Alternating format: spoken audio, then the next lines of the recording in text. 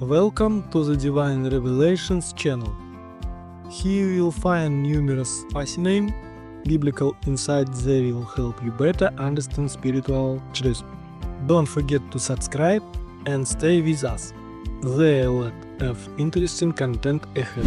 In the very beginning of time, when the world was newly created, God established the Garden of Eden, a place of harmony, beauty, and perfection. It was a paradise where everything existed in ideal order. The garden was filled with trees bearing diverse and abundant fruits, rivers watering the land, and animals living peacefully with one another. In this blessed place, God placed the first humans, Adam and Eve, created in His image and likeness. Adam and Eve lived in a state of absolute purity and innocence, knowing neither evil, pain, nor sin. They walked through the garden naked and unashamed because their souls were transparent before God, and their hearts were full of love and trust in Him. God gave them one commandment, not to eat from the tree of the knowledge of good and evil, which stood in the center of the garden. This commandment was not merely a restriction but a test of their loyalty and free will. God granted humanity the ability to choose, providing an opportunity to demonstrate love through obedience. However, within this ideal paradise, a serpent appeared, bringing doubt and temptation into the idyllic setting. The serpent was the craftiest of all the creatures God had made, but its essence was more than just that of an animal. Many texts, including later interpretations of the Bible, associate the serpent with Lucifer, a fallen angel who rebelled against God and was cast out of heaven. The serpent embodied not only cunning but also the spirit of rebellion, a thirst for power, and a desire to disrupt God's plan. The serpent spoke to Eve, exploiting her curiosity and trust. He asked her, "Did God really say you must not eat from any tree in the garden?" Eve replied that they were allowed to eat from all trees except one, for God had said, "On the day you eat from it, you will surely die." Then the serpent, playing on her desire to understand the prohibition, said, "You will not surely die. God knows that when you eat from it, your eyes will be opened, and you will be like gods, knowing good and evil." These words ignited in Eve a longing for knowledge and power that she had not felt before. Her eyes turned toward the tree of knowledge, and the fruit appeared desirable, beautiful, and enticing. In traditional interpretations, this episode is seen as a metaphor for temptation, where the serpent offered the fruit as a symbol of disobedience and a desire for independence from God. However, some ancient texts, such as the Targum Pseudo-Jonathan and the mystical Zohar, hint that Eve's interaction with the serpent may have been more intimate. These interpretations suggest that the serpent entered into a physical or spiritual union with Eve, which altered her essence and possibly her offspring. According to these theories, the serpent envied Adam as the head of humanity and desired Eve to corrupt God's plan with his impurity. The Zohar states that the serpent injected his impurity into Eve, leaving a mark on her descendants. These interpretations offer a different perspective on the birth of Cain. According to the traditional Genesis text, after the fall, Adam and Eve were expelled from Eden, and Eve gave birth to her first son, whom she named Cain. She said, "I have acquired a man with the help of the Lord." However, the phrasing, "with the help of the Lord," raises many questions. Some scholars suggest that this expression might point to Cain's unusual origin. The seed of the serpent theory posits that Cain could have been the result of Eve's forbidden union with the serpent rather than her union with Adam. This idea is further supported by the fact that the biblical text does not mention Adam knowing Eve again before the birth of Abel, creating grounds for speculation about Cain's conception.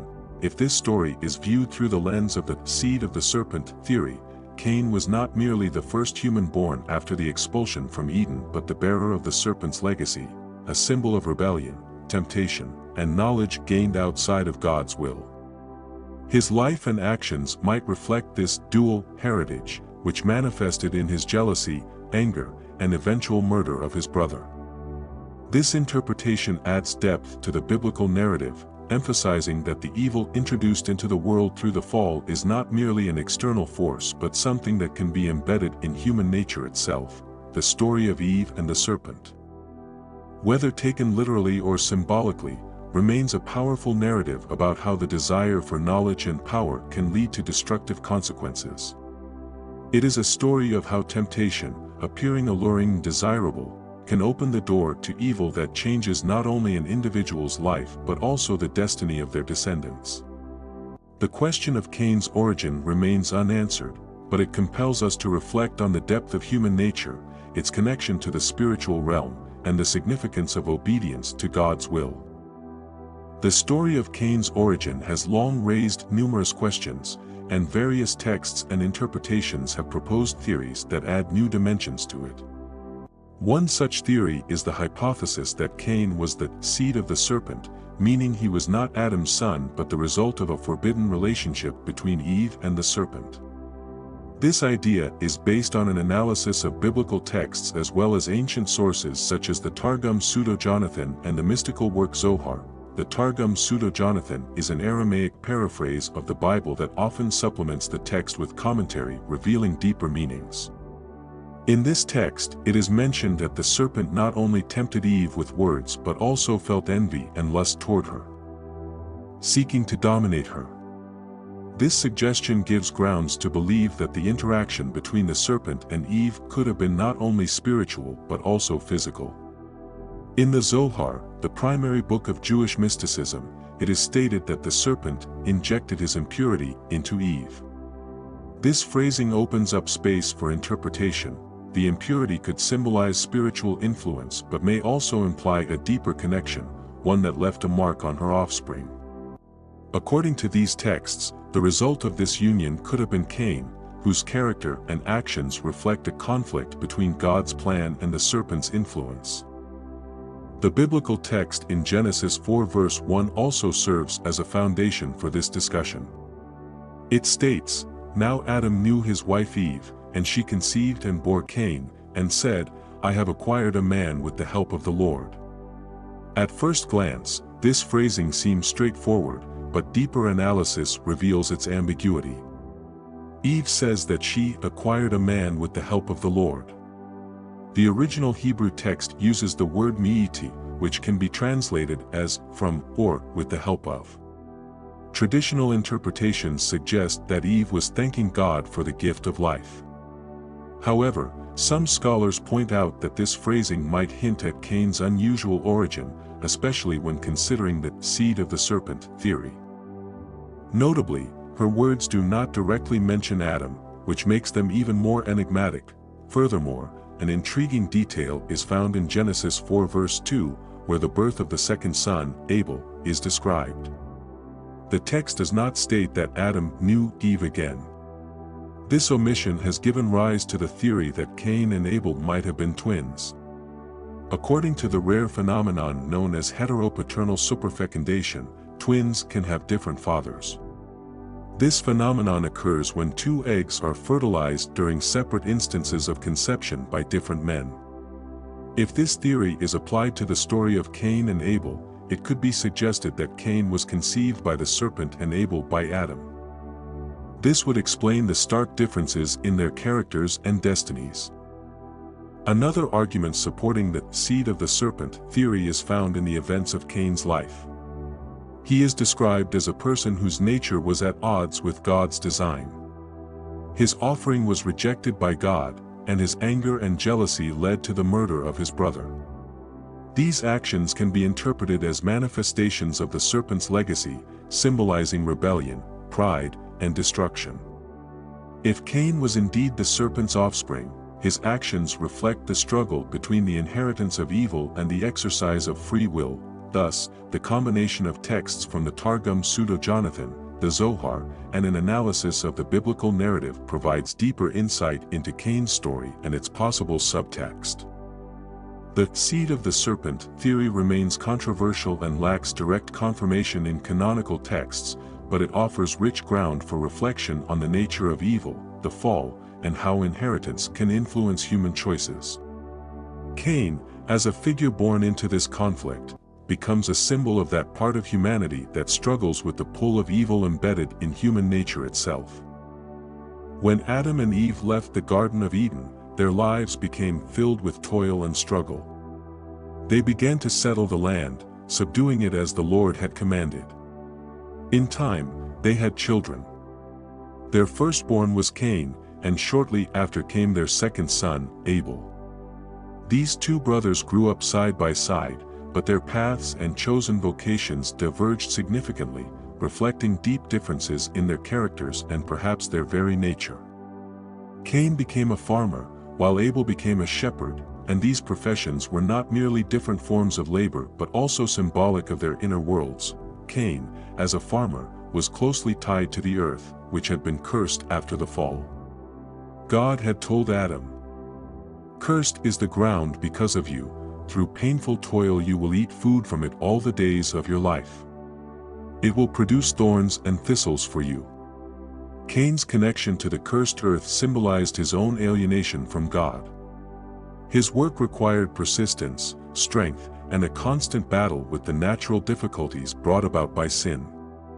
Cain saw his labor as a source of strength and independence, relying on his own efforts rather than God's grace. His connection to the material and earthly reflected his character, proud, outward-focused, and eager to assert himself. Abel, on the other hand, was a shepherd.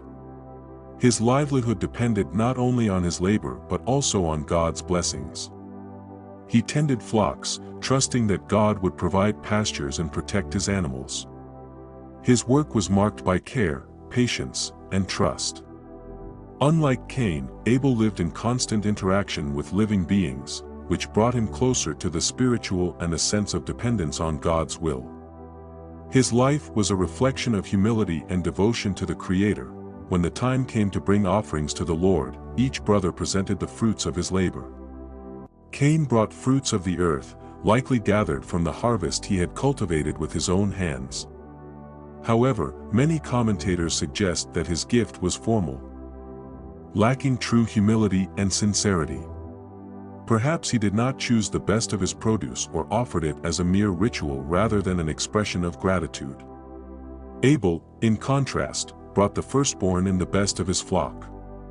His offering was not just a material gift but a symbol of his faith, trust, and dependence on God.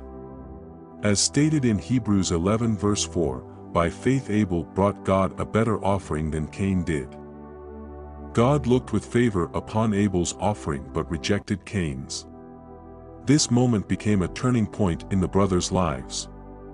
Cain, seeing that his gift was not accepted, felt rejected and humiliated. His heart was filled with jealousy and anger. But God, knowing his thoughts, addressed him with a warning, "Why are you angry? Why is your face downcast? If you do what is right, will you not be accepted? But if you do not do what is right, sin is crouching at your door, it desires to have you, but you must rule over it." These words emphasize that Cain had the opportunity to correct his ways, to overcome his jealousy and anger, but the choice remained his. However, Cain was unable to master his emotions. Anger, envy, and a sense of injustice consumed him. He called Abel to the field, and there, away from prying eyes, he attacked and killed his brother. This murder became the first act of violence in human history, symbolizing how sin, introduced into the world through disobedience, began to spread and destroy human relationships. Afterward, God addressed Cain with the question, "Where is your brother Abel?" But instead of repenting, Cain replied defiantly, "I don't know. Am I my brother's keeper?" His response revealed his complete estrangement from both his brother and God. This tragic episode reflects not only Cain's internal conflict but also his spiritual rupture with God.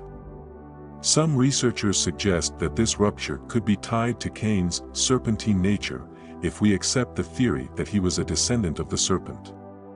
This nature might have manifested in his pride, refusal to accept God's order, and desire to act on his own terms. His connection to the cursed earth, his anger and jealousy, and his denial of guilt, all of this could reflect the influence of the serpent, a symbol of rebellion and destruction. the lives of Cain and Abel are not just a story about two brothers. It is a parable about human nature, the struggle between material and spiritual, and the freedom of choice and its consequences. Cain, as a farmer, embodies humanity's drive for independence, self-sufficiency, and material prosperity, which often comes with a distancing from God. Abel, as a shepherd, symbolizes a life of trust and obedience, in harmony with God's design.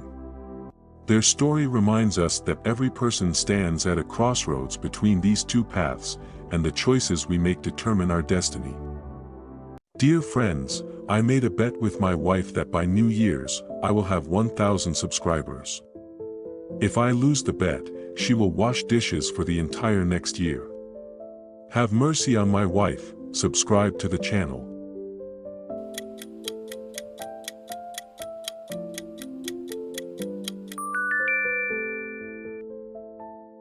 The seed of the serpent doctrine is one of the most controversial and enigmatic interpretations of the biblical account of Cain. According to this theory, Cain was not Adam's son but the result of a forbidden union between Eve and the serpent. This idea is rooted in interpretations of ancient texts, such as the Targum Pseudo-Jonathan and the mystical Zohar, which suggest that the interaction between Eve and the serpent involved not only a spiritual connection but also a physical one. This union, according to the theory, left a profound mark on Cain's nature, making him the bearer of the serpent's essence. If this interpretation is accepted, Cain becomes the first representative of a lineage associated with rebellion, evil, and the rejection of God's order. In Genesis 3 verse 15, God says to the serpent, "And I will put enmity between you and the woman, and between your seed and her seed, he shall crush your head, and you shall bruise his heel." This verse is traditionally interpreted as a prophecy of the coming struggle between good and evil, between the offspring of the woman, from which the Messiah would eventually come, and the offspring of the serpent, which would oppose God's plan. If Cain is seen as part of this lineage, he becomes the first bearer of the serpent's seed, with his descendants representing physical and spiritual evil, in opposition to the line of righteousness established through Adam and Eve's third son, Seth. After killing Abel, Cain was cursed by God and exiled to the land of Nod, where he began a new life. There, he built the first city and named it after his son, Enoch. According to the theory, this city symbolized human civilization founded not on God's order but on material achievements, strength, and self-reliance. Cain's descendants made significant contributions to the development of crafts, arts, and technology. Genesis 4 verses 17 to 22 mentions Cain's descendants, such as Jubal, the father of all who play stringed instruments and pipes, and Tubal-Cain, the forger of all implements of bronze and iron. These accomplishments demonstrate that Cain's lineage played a crucial role in human culture. However, alongside these achievements, his descendants became symbols of decline, violence, and lawlessness. Cain's descendant, Lamech, serves as a striking example of the moral degradation of this line.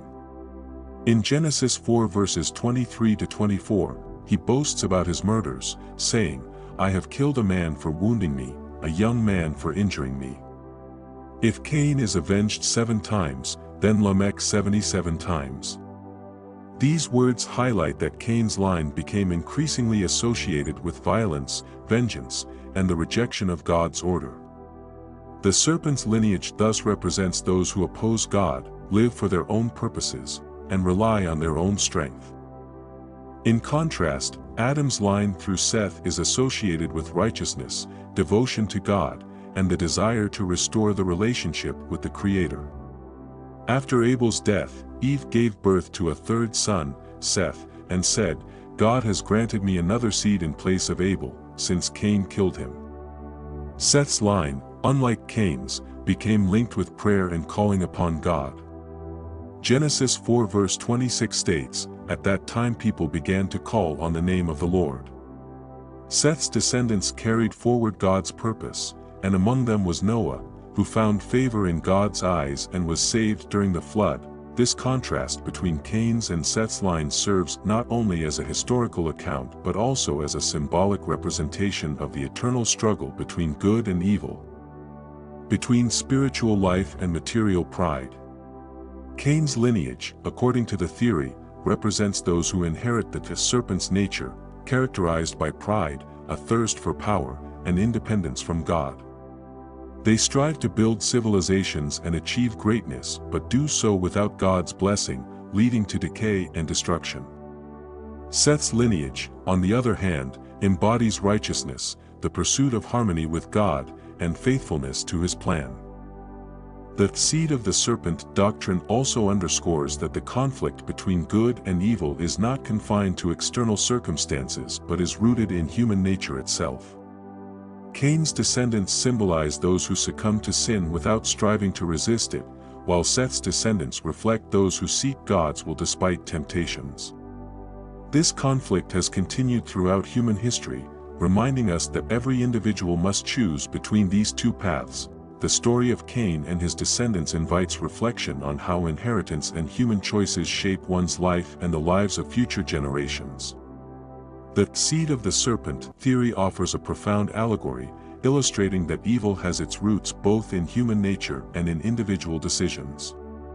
However, despite this, the biblical text emphasizes that each person possesses free will and can choose between good and evil, between living by their own will and remaining faithful to God's purpose. The story of Cain and Abel is not merely an account of the first brothers but a profound allegory that reveals the nature of evil, the role of free will, and the consequences of temptation. It delves into fundamental questions of human existence, addressing themes of responsibility, internal struggle, and the significance of personal choice. In this story, Cain becomes a symbol of the conflict between the spiritual and the material, between humanity's desire for independence and the necessity of submitting to God's will. After being cast out of the Garden of Eden, Adam and Eve began a new life, fully aware of the consequences of their choice. The fall not only led to the loss of paradise but also altered human nature, introducing an inclination toward sin. Yet God granted humanity free will, a gift that allows people to choose between good and evil. This freedom, while being the greatest expression of God's love, also carries with it the responsibility for the consequences of each choice. Cain, the firstborn of Adam and Eve, embodies the complexities of human nature after the fall. He became a farmer, closely tied to the land that had been cursed because of his parents' sin. His labor symbolizes humanity's struggle with a world that no longer bends to human will, requiring effort, perseverance, and strength. This connection to the cursed earth reflects Cain's inner tendency toward materialism and reliance on his own strength rather than dependence on God. Abel, in contrast, represents the spiritual aspect of human nature. He became a shepherd, a vocation that implies a life of trust in God. His work depended not only on his efforts but also on God's blessings. His offering, brought with faith and humility, was accepted by God, emphasizing the importance of the spiritual state of a person when performing any action. As noted in Hebrews 11 verse 4, by faith Abel brought God a better offering than Cain. This demonstrates that God values not only actions but also the intentions of the heart. God's rejection of Cain's offering was a moment of testing for the firstborn. This rejection was not a condemnation of Cain himself but an invitation to reassess his intentions and purify his heart. God gave Cain an opportunity to overcome his anger and jealousy, addressing him with a warning: "Why are you angry? Why is your face downcast? If you do what is right, will you not be accepted? But if you do not do what is right, sin is crouching at your door, it desires to have you, but you must rule over it." These words highlight that sin is not an inevitable fate but a choice that each person makes. Sin crouches at the door, ready to take hold, but God has given humanity the strength to resist temptation. Cain, however, could not overcome his internal conflict. Jealousy and anger consumed him, leading him to commit the first murder in human history. This act of violence symbolized how sin, introduced into the world through disobedience, began to destroy not only humanity's relationship with God but also relationships between people. After the murder, God asked Cain, "Where is your brother Abel?" This question was an invitation to repentance, but Cain answered defiantly, "I don't know, am I my brother's keeper?" His response revealed not only an attempt to evade responsibility but also a profound estrangement from both his brother and God. The story of Cain emphasizes an important philosophical truth: evil does not originate externally but is born within the human heart. It grows from envy, pride, and the desire to place oneself above others. Cain chose to kill his brother, but his action was not predestined. Even if one accepts the seed of the serpent theory and supposes that Cain inherited impurity from the serpent, his actions were still the result of his own will. This underscores that heritage or circumstances may influence a person, but they do not fully determine their choices. Responsibility for sin lies with the individual, and each person must answer for their actions before God. The story of Cain also prompts reflection on the nature of the conflict between spiritual and material inclinations. Cain, as a farmer, was focused on the material, the land, its fruits, and his labor. His offering was the product of his efforts but did not reflect a deep dependence on God. Abel, in contrast, represented the spiritual. His life and offering embodied faith, humility, and devotion. This conflict between the material and the spiritual is a fundamental aspect of human nature. Each person lives in a state of this internal struggle, and the choice between these inclinations shapes their life. The symbolism of Cain and Abel's story transcends their time. It reminds us that sin begins with thoughts and feelings, with the choices a person makes in their heart. God warns each of us, sin crouches at the door, but we must rule over it.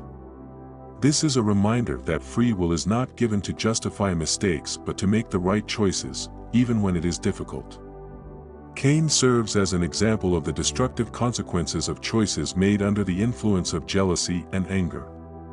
His fate shows that evil never goes unpunished, but God, despite sin, continues to show mercy, giving humanity the chance to change. This story teaches us that every person carries the potential for both good and evil. The struggle between these forces occurs within every heart, and only free will and conscious decisions can guide a person toward righteousness. The story of Cain reminds us that despite temptations and internal conflicts, God gives us the strength to overcome evil if we are willing to strive for it. The story of Cain and Abel is not merely an ancient account of the first brothers, it is a profound allegory that continues to raise questions and provoke reflection. It leaves many mysteries unresolved, one of which concerns Cain's origin. Was he truly Adam's son, as the traditional text suggests, or does his birth connect to the enigmatic seed of the serpent theory? While there is no definitive answer, the possibility that Cain might not have been Adam's son opens new horizons for understanding the nature of sin, human free will, and spiritual struggle. One of the central themes of this story is the nature of evil. Cain was the first person to commit murder, the first to allow sin to completely dominate him. But was this a result of his origin or his personal choice? The seed of the serpent theory suggests that Cain may have inherited something from the serpent that made him inclined toward envy, anger, and rebellion against God. However, even if this theory is valid, the story emphasizes that the choice always remains with the individual. God warned Cain about sin and gave him the opportunity to master it. This highlights that, regardless of potential inheritance, responsibility for one's actions lies with the person. Thus, Cain's story becomes a symbol of the inner struggle faced by every human being. Another key theme is free will. Cain had the opportunity to correct his path but chose the way of anger and envy. This underscores that every individual possesses the freedom to choose, but that freedom carries responsibility for the consequences of one's actions. Even after murdering Abel, God gave Cain a chance to repent, but his defiant response, "Am I my brother's keeper?" showed that he chose estrangement over reconciliation. This moment illustrates that evil is not imposed upon a person from the outside, it originates within the heart, and free will gives each person the ability to either overcome sin or succumb to it. The story of Cain and Abel also touches on the pursuit of wisdom and spiritual understanding. Cain may have sought recognition or independence through his efforts but failed to realize that true wisdom lies in humility before God. His offering, brought without faith, was rejected, while Abel's offering, symbolizing faith and devotion, was accepted. This contrast highlights two approaches to life, striving for material and independent existence versus seeking spiritual closeness with God. The story reminds us that wisdom and knowledge alone do not guarantee righteousness unless they are rooted in humility and faith. The mystery of Cain's origin, raised by the seed of the serpent theory, adds yet another dimension to this story. If Cain was not Adam's son, it could explain his estrangement from God and his conflict with his brother. However, the Bible does not provide a direct answer, leaving readers to ponder its hidden meaning. Perhaps this uncertainty is itself a lesson. The story of Cain and Abel demonstrates that the full truth about our nature, about good and evil, and about humanity's relationship with God remains partially hidden. This mystery urges us to seek wisdom and reflect on biblical truths. An essential aspect of this story is its universality. It speaks not only of the first humans but of each of us. Every person faces choices between good and evil, faith and doubt, humility and pride. The story reminds us that the pursuit of knowledge and wisdom is not merely an intellectual endeavor but a spiritual journey requiring humility and a willingness to accept God's will. As Hebrews 11 verse 6 states, "And without faith it is impossible to please God." This verse underscores that spiritual understanding is unattainable without faith, which leads to righteous actions. The story of Cain and Abel leaves us not only with mysteries but also with profound lessons. It teaches us that evil begins within the heart, but humanity possesses free will to overcome it. It reminds us that true wisdom lies in humility and trust in God. It shows that even when faced with uncertainty and mysteries, the pursuit of truth remains an essential part of our spiritual journey. In this story, God addresses not only Cain but each of us, calling us to recognize our freedom and responsibility, to seek wisdom, and to live in harmony with His plan.